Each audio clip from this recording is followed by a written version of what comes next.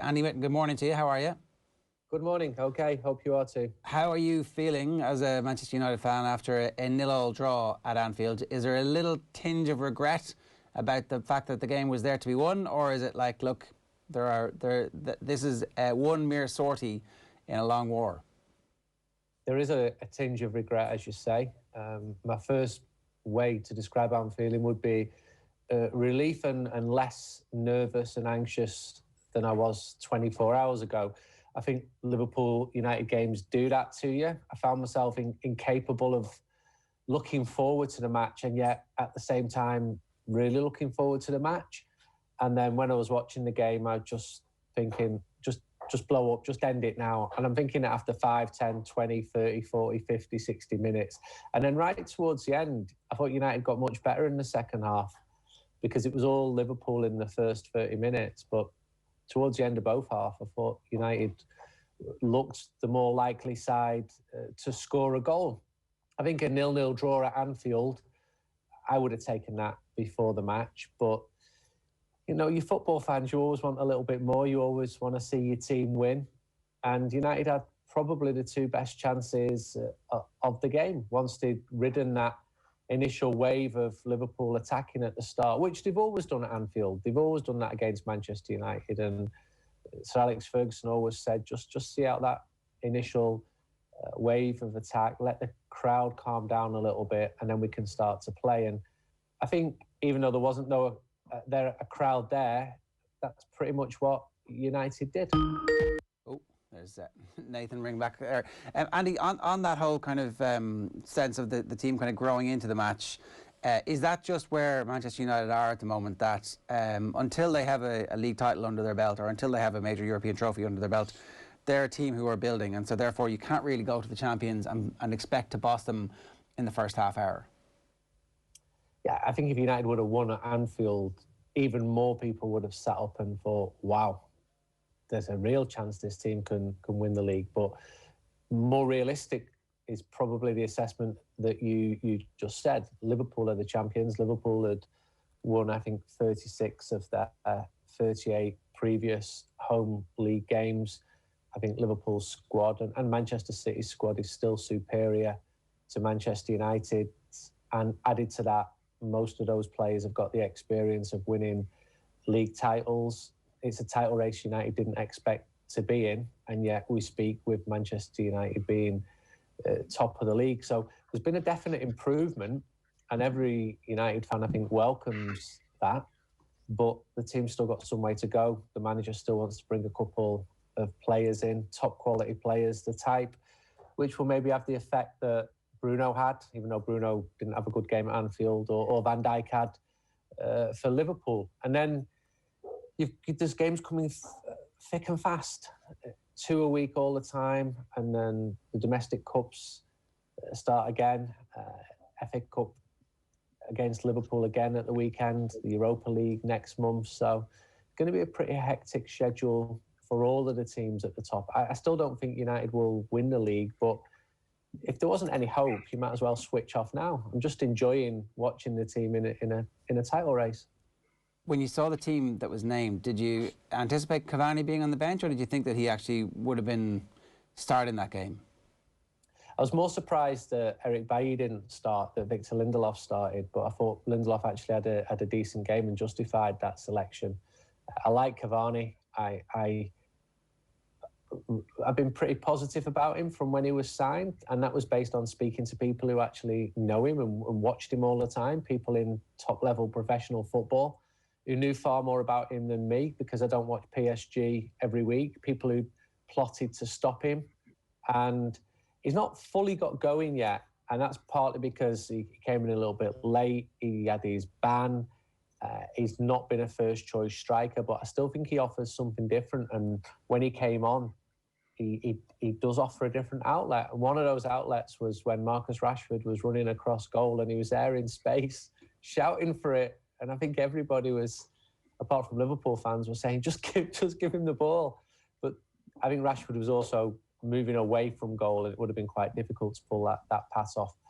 Cavani, if United are going to win the league, Cavani will have to come up with those amazing match-winning moments, and he did that at Southampton away, and you've got to do it a bit more. But you could say the same about Bruno, who was pretty anonymous, about Rashford.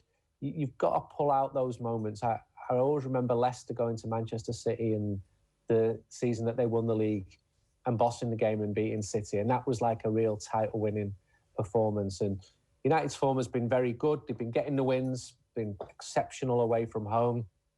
It's not just Liverpool who've got that brilliant home record. United are approaching a year now without a defeat away in the league. There's a game at Fulham on Wednesday. Fulham are improved. Fulham held Liverpool. So it's looking good for United. I think the one slight worry, because football fans always want more, including my dad, who was moaning the morning after the treble win, saying it's just not good enough. Yeah, but Dad, just won the treble. We're in Barcelona, it's sunny, just won the treble. Sorry, son, they didn't turn up, they were poor. Yeah, but just won the treble. Yeah, but I think with football fans, you see Manchester City looking pretty good, winning all the time, deserved their win at Old Trafford. They've got Kevin De Bruyne, probably the best player in the league, and maybe City are more of a worry for United now than Liverpool are, because Liverpool are out of form and struggling to score. In terms of Bruno's performance, what's going on there? Is that just a fatigue issue? Is it everybody knows exactly what the way that he plays now? There's enough videotape on him. Is this going to be an automatic kind of, this is technically, if you're looking at a calendar year, this would officially be the start of his second season now, kind of, or should we just automatically expect a slump? What's your take on that? I don't know any footballer in the history of world football who's consistently brilliant week after week. Lionel Messi was sent off last night and he's the best player in the world. It was disappointing to see his performance. He was one of the players at Anfield where you thought you've got to turn up and shine in a huge game like this. And he didn't. He was pretty slack in possession. Creatively, he wasn't as effective as he normally is. And yet he still had two of the best chances. He had the free kick, which went just wide in the first half, and then he had the shot which he side-footed across, and Alisson did one of several very good saves. I think you've got to accept he didn't have a good game, but I think it'd be really unfair to say this amounts to anything more than one bad game. If he has two or three bad games, then people will start to say he's looking tired, he's playing too many matches, but he's had one game, one bad game, and I'm sure he'll want to play against Fulham. He looked really annoyed to be taken off, and you want that. Yeah. You want that. You want players to think that they can still produce a moment of magic and win a game. And he's probably disappointed in himself as much as the decision. Andy, just on the front three for Manchester United at the moment, and maybe the lack of goals, and it probably adds to the confusion as to where United are, because it feels as though there is still the possibility for big improvement within this 11 when you look at what they did after the restart. What's going on that Rashford has this inconsistency? Martial has 2 league goals all season. Greenwood has 1 and is getting a minute at the end of these big games. Is it just maybe similar to Liverpool, they're all having a slight dip at the same time, or is there something else going on in the way that United's set up that they're not creating the same type of chances? It's a good point, and it's a fair comment that none of them are particularly in form. Greenwood probably completely overachieved last season, and he's getting used to having expectations put on him now. Martial, 2 goals, not good enough. Marcus Rashford, 1 goal in the league at Old Trafford, not good enough. But then his total goals tally is pretty impressive. He's scored a lot of goals in Europe. I think there's a bit of revisionism with some fans in, you think that, Dennis Law was always great. And I was researching Dennis Law last week and coming across an article where fans were fuming because Dennis Law had been out of form for a long, long time.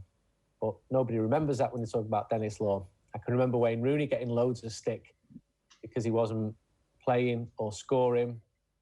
And that's happening a little bit at the moment. They're not playing particularly well. They did need to, you sort of hope that they shine and produce a match-winning moment at Anfield. Didn't happen. Martial needs to get to the levels he was at times last season. Rashford's had a very good season. but he's still not the top world-class player that he hopes to be. And I think he knows that as well. I think his aim this season is to score 30 goals, and I think he needs to be a bit more prolific in the league.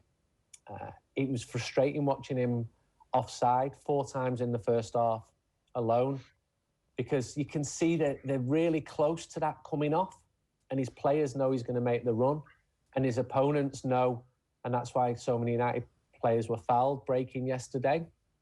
They know there's a danger in Manchester United's rapid attack, and there's slight concerns about all of those players. I think with Rashford, it's just a natural. He has a very good game, and then he has a game where he's not very good. Greenwood and Martial have both got to step up to the levels that they were at last season. And if they can do that, Manchester United will be 20% better. Because the one good thing about this team is the goals are coming from different areas. You've seen Paul Pogba got the goal last week, Scott McTominay in the previous game. But there's been times where you think this team really needs a centre forward who scores lots of goals, like Van Nistelrooy. And Cavani's probably not going to be that man this season. He's not going to be the Zlatan in scoring all of those goals. The team are not as reliant on him because the way the team plays and sets up is slightly different. But it's good to have that Cavani option. He can come on, he can score, he does get into positions. Just think he needs a few goals as well. So I think you could add him to the 3 players that you've mentioned, but it's an interesting area, definitely. There's definite room for improvement. What did you make of Pogba's role and performance? Obviously, if you have the legs of Fred and McTominay there, then Pogba plays a slightly different role, and sometimes it really suits, and sometimes the game can kind of seem to pass him by. And there was a bit of both in the 90 minutes yesterday. There was, and he delights and frustrates me within the space of 5 minutes during matches. I thought he was man of the match against Burnley, where he got better and better. He started on the right yesterday, which isn't normal for him. He came more central. He'll produce that cross-field pass where you think, wow, no other player can do that, and then he'll lose possession a minute later. And then when he had that chance towards the end in the 83rd minute, his first touch was incredible. But then you want his second touch to be just as incredible and the ball to end up in the goal. Alisson did produce a good save. He's a top goalkeeper. Liverpool are top opponents as well. On balance, I'm happy to see Paul Pogba playing well and deserving to start in that United lineup. There wasn't any complaints when he started. Not really yesterday, and there would have been 6 weeks ago, and he's played himself into that position. What's happening off the scenes with him is that he's happier, he's fitter. He was afflicted by COVID, but most importantly, his confidence is up. And there were lots of times, when his confidence was down, when he felt that he was sold a vision of Manchester United that never materialised, and that top players would come in around him, and didn't really happen because some of those players who came in didn't work out. But Bruno's working out. Pogba's probably not got the number of suitors that he did have. His agent's comments at the start of December were a bit panicked, and I think he realised that. He shouldn't have gone so far. I think it was pretty disrespectful, and it annoyed United fans a lot. It annoyed people within the club. United pay him a very, very good wage and have been very fair to Paul Pogba throughout all of his injuries. And I'm pleased that he's in a better place now, that he's playing well. Of course, you want him to score the winner at Anfield after 83 minutes. That's what football fans want.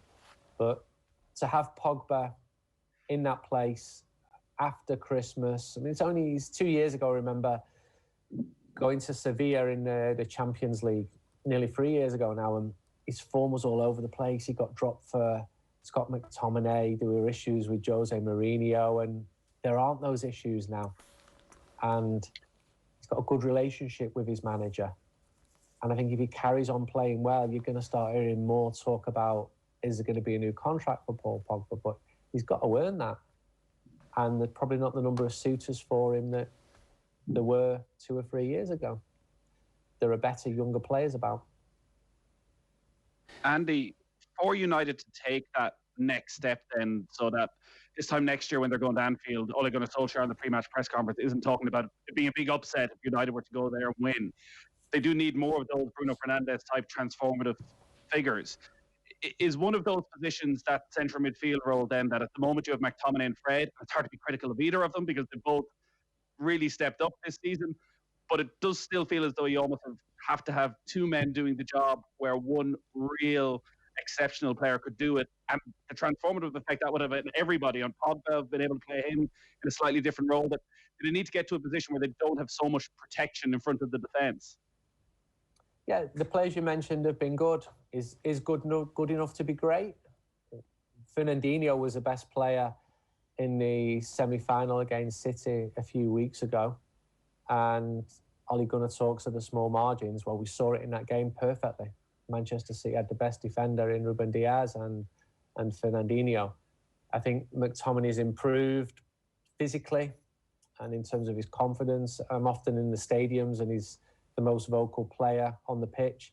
Not got the technical ability of Pogba or Fernandes. I think United fans hope that Donny van de Beek would be maybe that player that you're talking about, although he plays in a more advanced role. But right from the start, the information I was getting from the club was that he was brought in to bolster the squad because you need a big squad because of the intensity of the matches. And I made a point last week that players from Ajax tend to take time to settle. Matthijs de Ligt, when he went to Juventus, Frenkie de Jong, they took time to settle because they've been playing in this Ajax system for so long and conditioned in this one way of playing that when they're asked to play a different way and to do it in the Premier League's different to every other league physically. So Donny van de Beek will need time. Fred needed a lot of time, and maybe van de Beek will come much stronger next season, maybe even this season. He played against Watford last week. He did all right. Didn't watch him and think, wow, he's got to play himself into the starting 11 at Liverpool next week. And Fred and McTominay, I thought they were both pretty slack at the start of the game. They lost the ball too much, but then Fred's got all that energy and Scott has as well, and the pressing. And Fred did some lovely movements, but then I think it was he was done by Thiago. Just beautiful bit of skill, and he was probably the best Liverpool player in the first half. So I'm sounding a little bit reticent because I'm not describing Roy Keane and Paul Scholes here. And when you want to be winning leagues and Champions League, you need those top world-class players there. Yeah. McTominay's still young. He's got time to improve. He might become more. Darren Fletcher was a really important player for Manchester United. And that might be the role McTominay ultimately fulfills, yeah, while somebody else ends up being in that Keane and Scholes role. I did just want to ask a question not related to Liverpool, Man United. I know you were watching Barcelona last night. Lionel Messi red carded for the very first time in his entire career. Yes, he took a swung. It was a full-on swing in the 120th minute of the Spanish Super Cup final, played in an empty Olympic Stadium in Sevilla, and Barca were 3-2 down against Athletic Club, or Athletic Bilbao as they're known internationally. And we should talk more about them because they deserve credit, because they only take players from the Basque Country, which people obviously know. And they did a number on Barca. They were fantastic. And Messi lost his cool right at the end. It looked like Barca were going to win. They were 2-1 up in the 88th minute. They'd made the substitutions to see out the game. They brought on Pjanic. And then Athletic got an 88th minute equaliser, and 3 minutes later, Iñaki Williams scored a fantastic goal. Try and see it online somewhere, which beat Ter Stegen. And Athletic Club were one of the great powers of Spanish football. They were up there with Barca and Madrid for a long time in terms of the number of league titles that they won. But as football became more globalised, they lost their best players. And Herrera, for example, moved on. Kepa, the goalkeeper, moved on. So many Basque players have moved on because they're not Barca, Madrid, or one of the top clubs. Vicente Lizarazu played for Bayern Munich.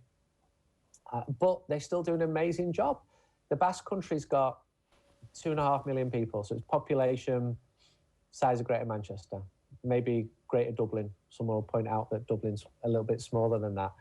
And to beat Barca was a huge achievement for them. You could see it in the delight of their players at the end. They were all singing. And for the Basque Country in general, in the Basque cultural area, there are 5 top-flight teams. It's amazing. Real Sociedad, who Manchester United play next month, doing really well. They were narrowly beaten on penalties by Barca in the semi-final. Eibar, a team from a town of 27,000 people in La Liga, and solid there. Alaves and Pamplona, who play in Navarra, but would definitely consider themselves Basque. It's a real football hotbed and always has been. Andy, good stuff. Thanks a million for joining us this morning. Cheers. Thank you. Andy Mitten giving us some thoughts there on Liverpool Man United and a bit of background to what happened to Leo Messi last night.